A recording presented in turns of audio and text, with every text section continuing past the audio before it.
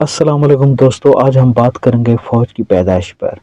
क्या आप जानते हैं कि अगर इंसानी तारीख से जंगों निकाल दिया जाए तो पीछे कुछ भी नहीं बचेगा।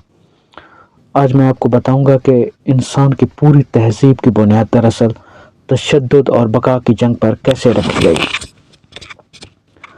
दोस्तों, आज हम जो कुछ भी देखते हैं, चाहे वो हुकूमतें हों, फ़ौजें हों या कवानीन हों, इन सब के पीछे एक खूनी और दिलचस्प तारीख छुपी हुई है।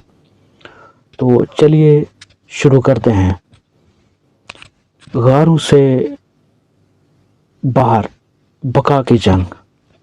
तकरीबन 10 से 12 हज़ार साल पहले इंसान गारों में रहता था। ज़िंदगी बहुत सख्त थी। रोज़ाना की बुनियाद पर शिकार करना पड़ता था, वरना भूख से मर जाते। कोई गारंटी नहीं थी कि कल खाना मिलेगा या नहीं। यह था इंसान का पहला दौर, जहां हर दिन बका की जंग थी। उसके बाद एक और इनकलाब आया। उसके बाद इंसान ने ज़राअत को दरियाफ्त किया। ज़राई दौर का आमद हुई।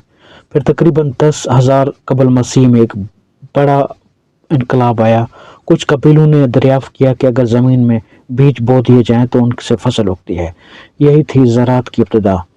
ये कबीले दरियाओं के किनारे आबाद हो गए। मेसोपोटामिया में, फरात के किनारे, मस्र में, नील के किनारे, वादी सिंध में।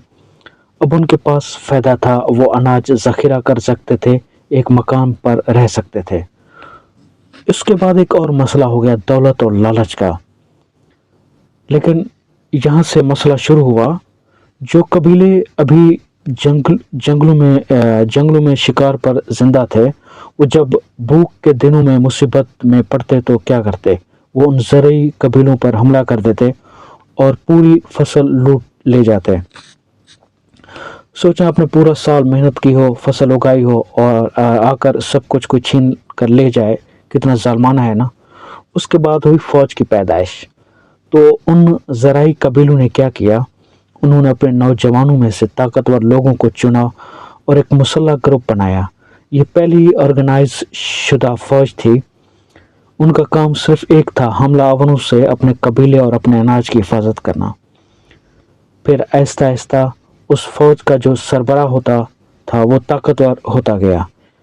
उसे फैसले करने का इख्तियार मिल गया। यहीं से पहले सरदार और फिर बादशाह और हुक्मरान पैदा हुए।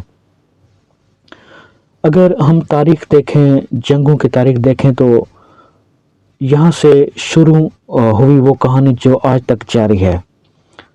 दोस्तों, अगर आपको भी तारीख की किताब उठाकर देखें, अगर आपको किताब तारीख की उठाकर देखें, चाहे वो कदीम मेसोपोटामिया हो या यूनान हो, रोम हो या मुग़ल हो दौर की हो या आलमी जंगें हों, सब में एक चीज़ मुश्तरक है, जंग।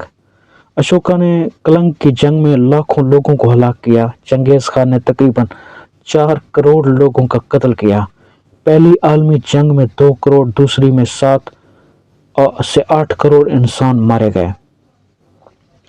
और हम बात करते हैं आज के दौर की। और आज भी दुनिया में कहीं ना कहीं जंग जारी है। यूक्रेन, फ़लस्तीन, अफ़गानिस्तान, ये सब इसी कदीम इंसानी नेचर का हिस्सा हैं। टेक्नोलॉजी बदल गई, हथियार बदल गया, इंसान की बुनियादी फितरत नहीं बदली। तो क्या यही इंसान की तकदीर है? शायद हाँ, क्योंकि जब तक वसाइल महदूद हैं, जब तक ताकत की ख्वाहिश है, जब तक मेरा और तेरा का तस्वुर है, तब तक जंगें जारी रहेंगी। ये कड़वा सच है, लेकिन ये इंसानी तारीख की हकीकत है।